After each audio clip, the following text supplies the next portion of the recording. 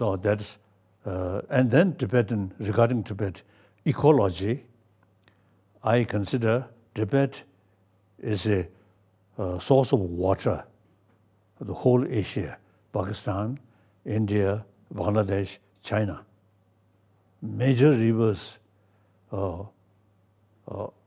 like Brahmaputra and Mekong River, all the major river, come from Tibet.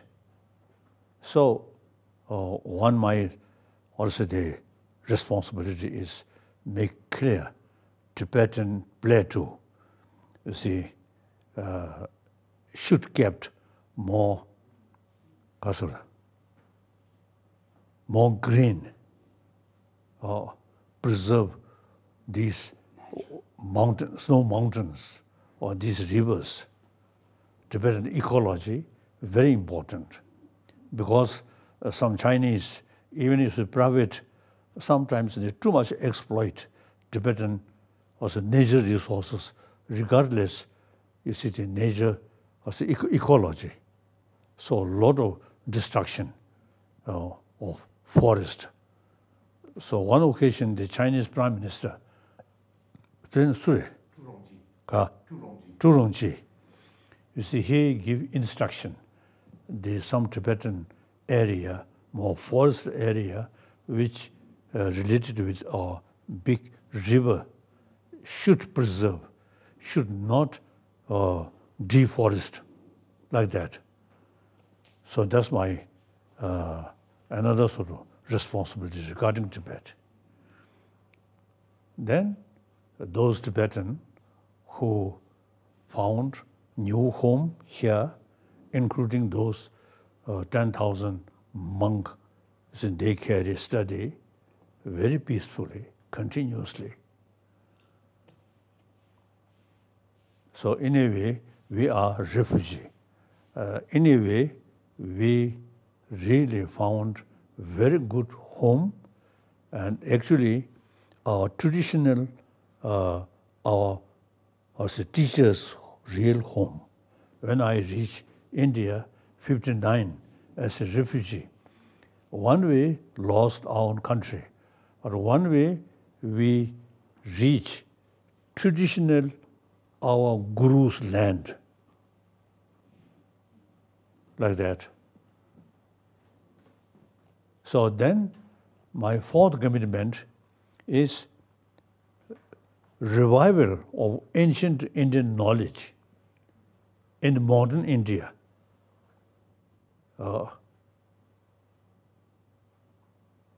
So many occasions I sort of express the modern Indian. Now, as I already mentioned, modern India should pay more attention for revival of ancient Indian knowledge. And you have the ability and opportunity to combine modern education and ancient Indian education. So that I usually describe the hygiene of physical, similarly hygiene of emotion. You can combine these two things. So now, 86-year-old, but do you see my face? Okay, so another, I think, 15, 20 years, I think I will live. Okay. Thank you. Now some questions. Thank you, His Holiness, for sharing your views on this. And I think you have beautifully mentioned that human being and we need inner peace. And that's the reason that in schools, we are not focused on it because of this. Youth are going towards depression and fearless. They are very fearless. And I don't know whether it's because of the parents or the educators who are pressing or putting this fear. But I think if we focus on humanity, then definitely we can bring it back, bring our childhood back, bring that childhood back in our society and in schools. And love and kindness, no doubt, education is purely based on teacher-student relationship. And if there is a love, there is a kindness beyond religion, then it's a true education. So now we'll move for our first question by one of the great educator I have met, Professor Debashish Chatterjee, Director, Indian Institute of Management, Kozhikode. Over to you, Debashish, sir. Your Holiness, Namaste. My question is, the very purpose of education, according to classical Indian wisdom, is to liberate the learner from all kinds of prejudices, religious or secular. What is your view, Your Holiness, on freedom or liberation as a goal of education? Thank you. I already mentioned this country have the ability and opportunity. You see, modern education combine ancient Indian education about emotion. You see, that also Indian tradition, secular way, as an academic subject, not a religious subject. So I really feel, as I mentioned earlier, my sort of fourth commitment, revival of ancient Indian knowledge in this country, not through prayer, not through ritual, but through education. So, like the, New Delhi Chief Minister, you see, he showing interest, you see, in his sort of the circle, the education, including because of compassion. So that now, not as a religious matter, but in order to become happy individual. So through education, strictly secular way, I think India, the religious faith, individual business, individual concern.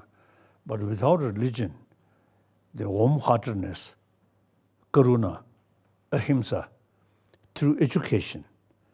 Now, as I mentioned briefly, some scientists also use it through their research. Warm-heartedness is physical health, mental health, very important. So, secular way to educate in this country, I think this is very easy. You simply revival of ancient your own knowledge. So, and then also you see India's is a 1,000-year-old secular way. So, whether accept next life or say the religion is different, say the personal matter. But these are sort of aim, our education should aim to create people or community or nation fully committed mentally, emotionally, ahimsa, karuna. Okay. So now, for the time being now, this also named pandemic, coronavirus. This illness, I cannot sort of move. So after, I think, few months, then things become normal. Then I very much want, like in Delhi or Chandigarh or some bigger places, I very much sort of want we should have some kind of meeting, some chancellor, some teachers, 1 day, 2 days, some special discussions that I very much want. Thank you. Okay. Thank you. Thank you. Now next.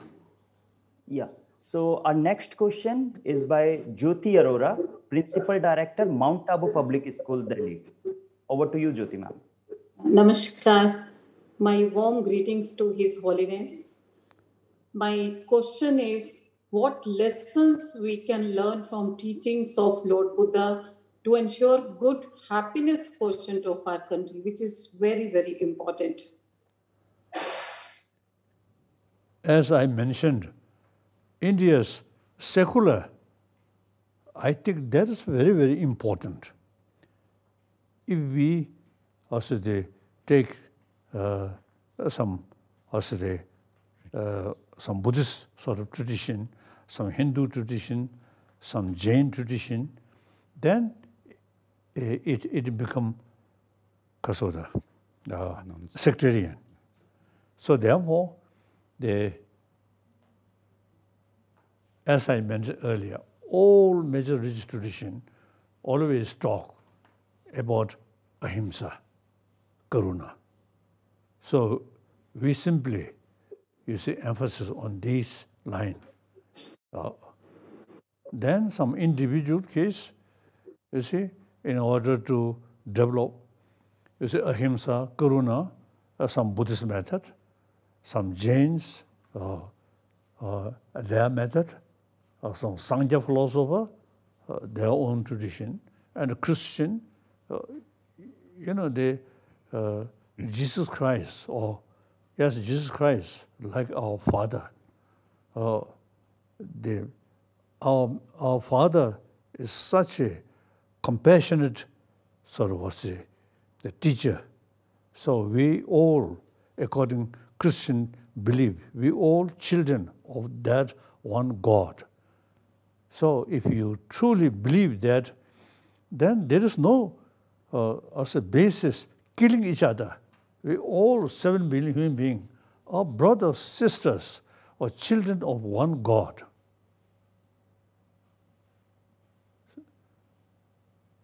But India, I think, thank you. Without touching religion, particular religion, simply India's 1,000-year-old ahimsa, karuna, like that. Thank you. Thank you. Thank you. Thank you, His Holiness. Now I would like to invite Dr. Anju Chhazot, co-founder, Mahatma Gandhi International School, Gujarat. Gujarat. Yeah. Namaste, Your Holiness. As educators, our aim is to help children find their life purpose. So my question is, are our choices more influenced by an individual karma, a cosmic intelligence, the collective unconscious, or individual free will?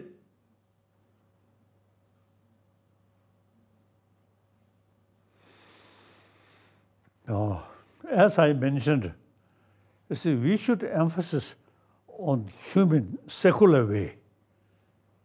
If we touch individual religion, then different philosophy is a different tradition. So then creates a lot of complications. It's better, in principle, we should create happy society, compassionate society, truly, the truly committed, non-violent society. Then religion up to individual business, up to individual. And in order to achieve that peaceful society, compassionate society, some people, for that useful Christian tradition, let them follow that. Some Buddhist, according Buddhism, let them follow. Similarly, Jainism and the Sangha and all philosophy, teaching the same message. So the group of people who follow this religion, that religion, then you see use in order to achieve common goal, and from individual religious tradition, you can, or say you can utilize like that. Okay. Thank you. If you too much religious, or say tradition, then firstly, we Buddhist, there is no concept of God. So we are non-believer.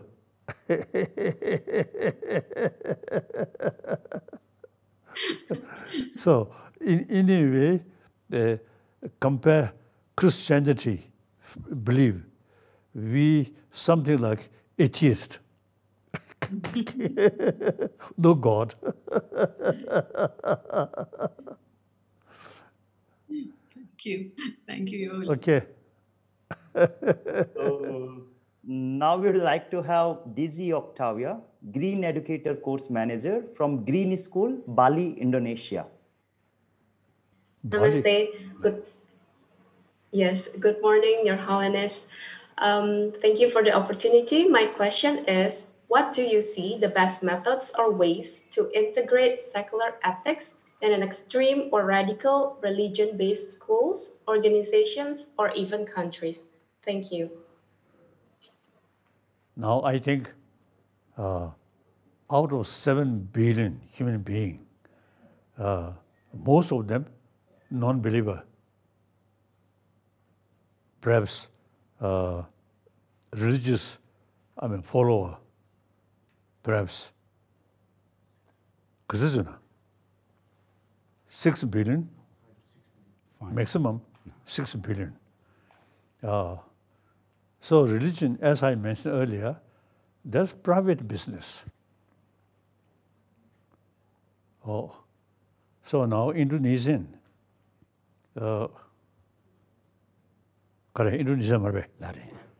Indonesia,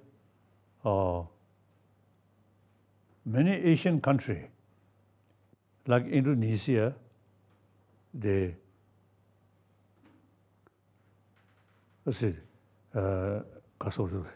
Muslim tradition, Buddhist tradition, Christian tradition, Hindu tradition, and many Asian countries, all these major religious traditions, you see, live together. So now, the important is different religious tradition at one place. If go wrong, then fight. If go right way, and then learning each other. And pluralism, religion, it's very important. So useful. Like India, many, as I already mentioned, many world religious traditions live together. So that's one advantage. Okay. So Indonesia, also, I think majority Muslim, and then some Christians, and then some Buddhist. And Borobudur, they are Indonesia. Borobudur, huge sort of, stupa. Stupa. Kasa. I have been there. So like many Asian countries, many different religious traditions live together. Then to school. Of course, school organized by Buddhist or Muslim or Christian, then different matter. But generally, the common thing from these religious traditions, then as I mentioned earlier, not harming other, helping other, serve other, that is secular, without touching any religious belief. That's a secular way.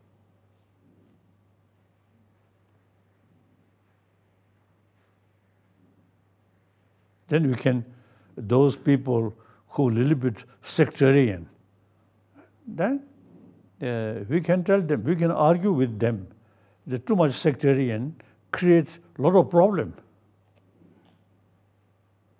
As I mentioned earlier, even the same follower of same teacher, or say Muhammad, and then same Quran, same sort of daily prayer, but due to little differences, then killing each other.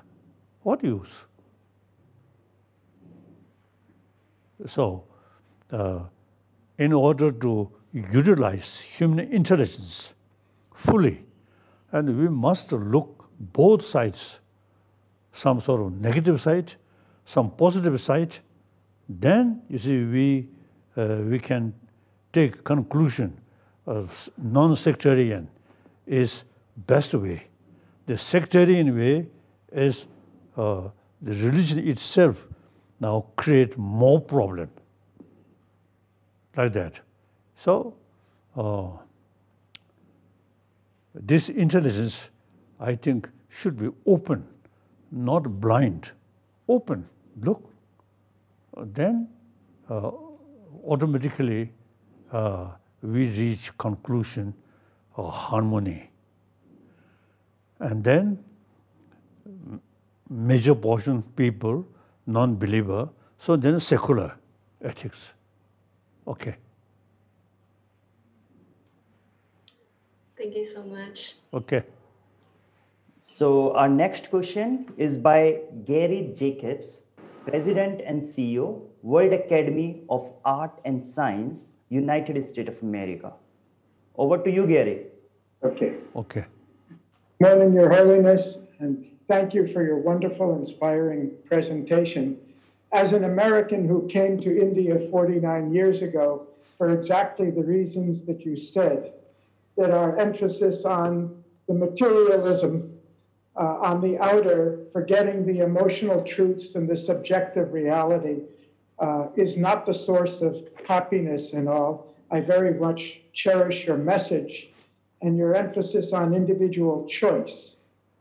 My question to you is, how can we educate youth to discover and develop their own individuality while recognizing and cherishing the unique individuality of those who are most different from themselves? Thank you. I think in ancient time, you see the feudal system, then you see king or queen or religious leaders, you see, give also the just kasoda or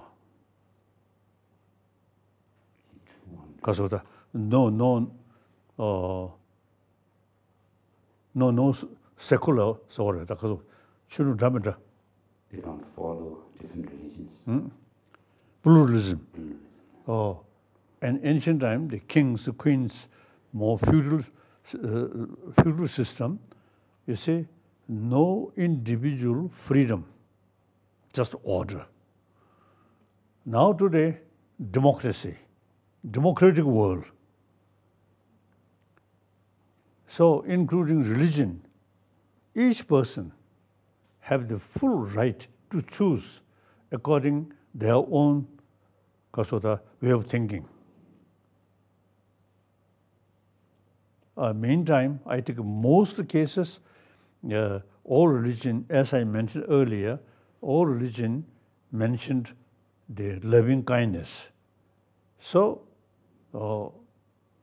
then the person find the Christian belief sort of God as our Father. That sort of concept feel more conviction. Good, follow that. Then some Indian tradition, Jain, Buddhism, no creator, but they also have a lot of sort of explanation how to follow non-violence and compassion. So each individual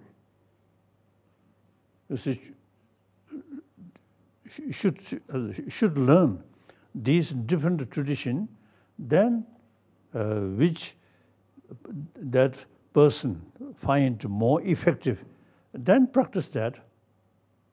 And eventually, I think as a democratic now world, so your family Christian, but you find some more meaningful, sort of more suitable to individual person, then follow some Hindu, some Jain, some Buddhist.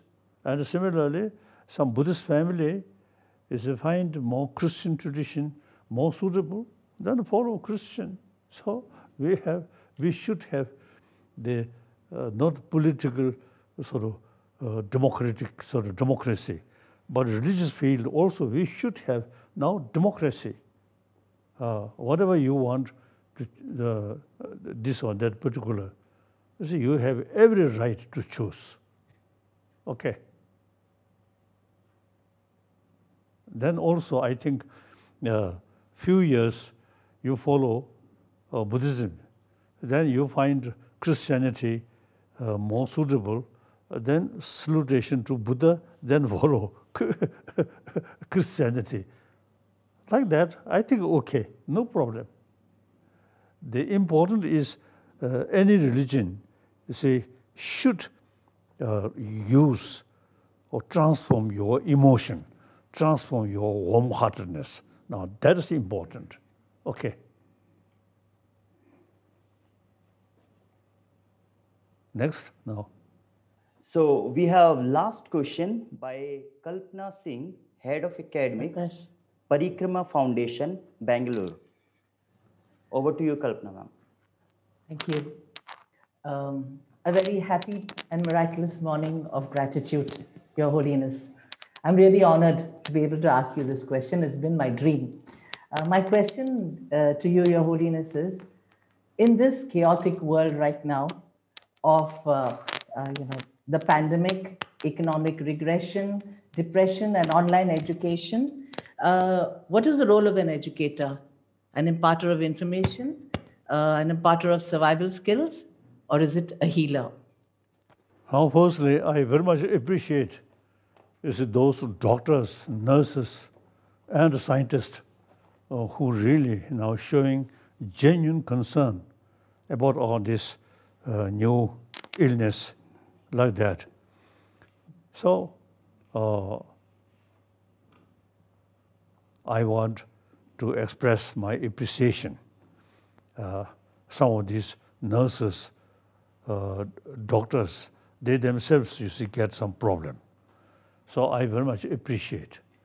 Meantime, they now scientists, scientific research, some medicine. Now in this country, India, you have 1,000-year-old Ayurvedic system. Then allopathic medicine system also there. And then also, you see, you can invite some Chinese traditional medical system. And then also, we Tibetan also have our own medical sort of system. So I think worthwhile to organize some sort of scholar from Ayurvedic tradition, Tibetan Buddhist tradition, Chinese Buddhist tradition, Tibetan Buddhist, Tibetan medical system. I think around the 8th century. So some semi-international medical conference, you see, took place under the leadership of Tibetan king. So Tibetan medicine, medical system, Ayurvedic, Unani, and then Chinese also, Chinese tradition, and Tibetan our own tradition. So I think really worthwhile to discuss and some medicine, or including some yoga sort of the practice to reduce these newly now developed this illness. So I think India, I think these fields quite rich. So now we should exploit this knowledge. And for that, occasionally, I think appropriate time, I think some meeting, some discuss with experienced doctors from Ayurvedic, from Unani, from Tibetan, from Chinese. I think worthwhile to explore as much as possible. Okay. Thank you. Okay. Thank you, His Holiness, for such a wonderful and insight and thought-provoking session. I hope it has given a new perspective to all the attendees and educators here. And I hope educators will work on revival of ancient Indian knowledge in modern education system. Thanks to our academic partners, World Academy of Art and Science, USA, Mother Service Society, Action Committee of Unaided Private School, and Spark Astronomy for supporting us. A special thank to Satin, Dawn, Tanzin, and audiovisual team of His Holiness Office for coordination and making it possible. Thank you, His Holiness, once again with folded hands. It's really been one of the best sessions at MindMingle platform ever. We are so honored. Thank you. Thank you. Thank you. Now, conclusion, more research work, very important in any field, particularly medical field. So we should not, contented or further sort of research work. I think one sort of example, Buddhist tradition. After Buddha, many scholars, and particularly Nalanda, you see, they carry more research work, more discussion. That way, the Nalanda tradition further develop. So research, even in religion, you see, it shows historically more research, more analyze, and plus meditation, you see, further develop. So in any field, so more research work. I think in the material field, contentment is relevant. But in these fields, we should not content. Further research, I think very important. Thank you. Okay. Thank you, His Holiness. Thank you. Thank you.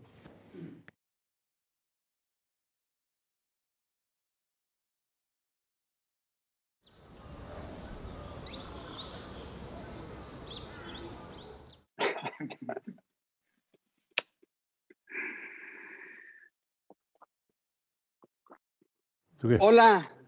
Hi. Hola. Buenas noches, Mexico. Hello, everyone. Good evening or good morning, depending where you are. Before I take the enormous pleasure of speaking with His Holiness the Dalai Lama, I would like to express my gratitude for joining us on this very special occasion. Words can't express my excitement for tonight.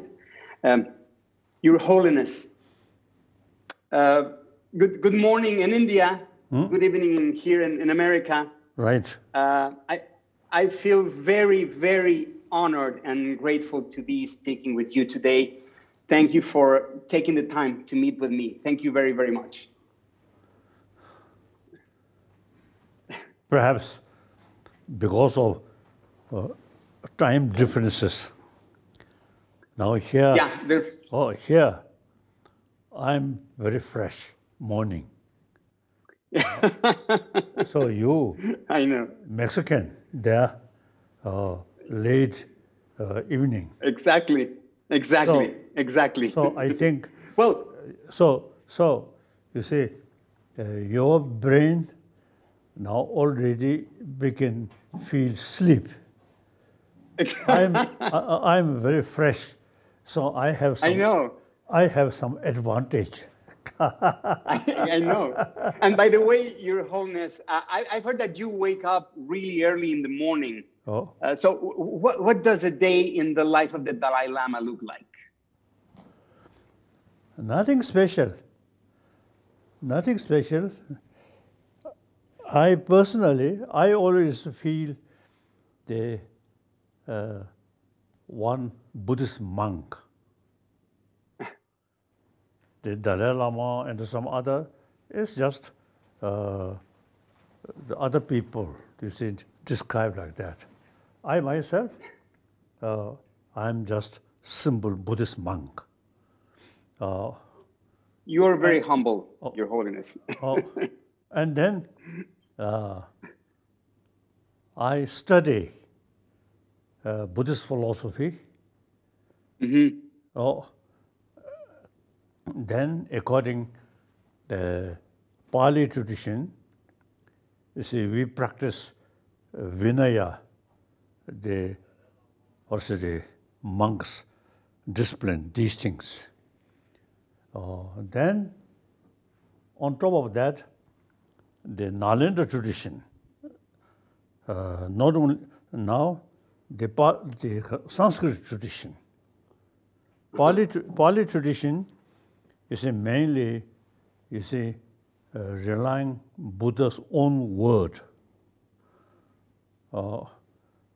Then, Nalanda tradition, as Buddha himself, you see, told us, you should not follow my teaching out of faith, but rather thorough investigation and experiment. Buddha himself, you see, told. So therefore, the later Nalanda institution developed. Then, you see, they mainly follow the Sanskrit tradition. So we, since 8th century, Tibetan emperor, Tibetan king, invited one top master of Nalanda, his name Shantarakshita. So it is quite significant. At that time, the China is already Buddhist country. The Chinese emperor very much devoted about Buddhism. Number of Chinese Buddhist monk also, you see, in Tibet already. But then he prefer the Buddhism should be the Nalanda tradition. So at that time, the top master of Nalanda, one of the top master was Shantarakshita. He came to Tibet. He introduced Buddha Dharma according to Nalanda Sanskrit tradition. He himself, great logician, he wrote text about logic, about philosophy. So therefore, you see, we Tibetan, since then, we follow the Nalanda tradition. So we extensively use logical approach, always reasoning. So even Buddha's own word, through analyze, through reasoning, through logical approach, if there is some difficult to accept, then we have right to reject Buddha's own word. Really? Yes. So there's a way to it's not like something that you should follow. You can kind of mold it. You can mold it, change it. Yes, they like already. That's amazing. Nagarjuna of Nalanda master and Chandakirti, all these great master of Nalanda, you see, they investigate Buddha's own words, then they make distinction. This Buddha's teaching we can accept literally. This Buddha's teaching we cannot accept because it contradicts problem. Therefore, you see, we already, according to Nalanda tradition, we already make distinction. Some Buddha's teaching word we can accept. Some Buddha's teaching we cannot accept. So now Tibetan tradition and Nalanda tradition. So we extensively use reasoning, a logical approach. So therefore, now according to my own experience, since, say, very young age, 6-7 year old, already started to learn those important texts wrote by Nalanda master. So, like that. But